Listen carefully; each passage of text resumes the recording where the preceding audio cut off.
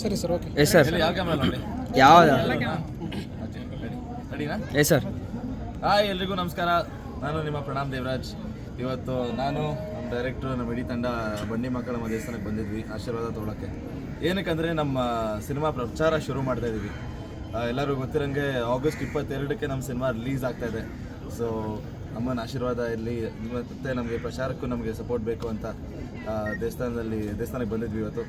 ಆಮೇಲೆ ಇನ್ನೊಂದು ಚಿಕ್ಕ ಸರ್ಪ್ರೈಸ್ ಇದೆ, ಇನ್ನೊಂದು ಸಾಂಗ್ ರಿಲೀಸ್ ಆಗ್ತದೆ ಇಷ್ಟರಲ್ಲಿ, ಅದರದ್ದು ಅಪ್ಡೇಟ್ಸ್ ನಿಮಗೆ ಬರುತ್ತೆ. ಸೊ ಒಳ್ಳೆ ಸಿನಿಮಾ ತೊಗೊಂಬರ್ತಾ ಇದ್ದೀವಿ, ನಿಮ್ಗೆ ಗೊತ್ತಾಗುತ್ತೆ. See you soon in theatres and on YouTube ಹೊಸ ಸಾಂಗ್ಗೆ. ಪ್ರಚಾರ ಇಲ್ಲಿಂದ ಯಾಕೆ ಸರ್?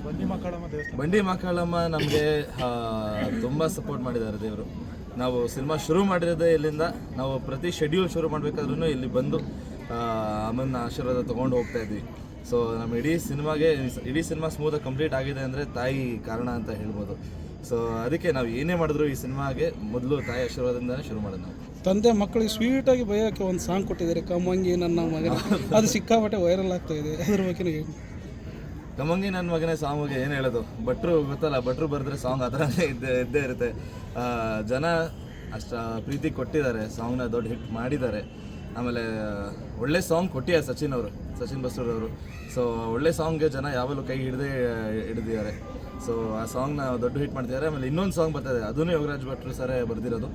ಸೊ ಅದು ಈ ಸತಿ ನಾವು ರಘು ಸರ್ ಜೊತೆ ಅಲ್ಲ, ನಮ್ಮ ಹೀರೋಯಿನ್ ಜೊತೆ ಕಾಣಿಸ್ಕೋತೀವಿ. ಅದೇ ಅಪ್ಪ ಮಗಂದು ಆಯ್ತು. ಇವಾಗ ನಮ್ಮ ಸ್ವಲ್ಪ ಕೆಲಸ ಇರಬೇಕಲ್ಲ, ನಮ್ಮದು ಲವ್ ಇರಬೇಕು. ಸೊ ಲವ್ ಸಾಂಗ್ ರಿಲೀಸ್ ಮಾಡ್ತಾ ಇದ್ದೀವಿ, ಅದನ್ನು ಬಹಳ ಚೆನ್ನಾಗಿ ಮೂಡ್ ಬಂದಿದೆ ಹಾಡು.